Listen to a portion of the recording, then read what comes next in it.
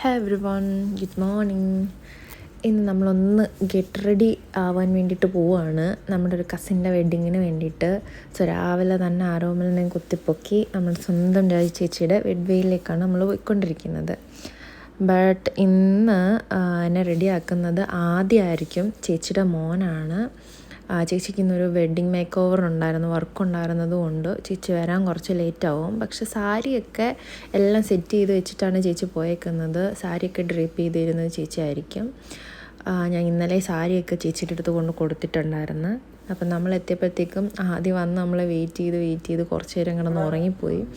ആരോമൽ പിന്നെ ചെന്ന് ആദ്യനെ വിളിച്ചുണർത്തുകയാണ്. ഭാവം നന്നായിട്ട് ഉറങ്ങുമായിരുന്നു. എഴുന്നേറ്റു.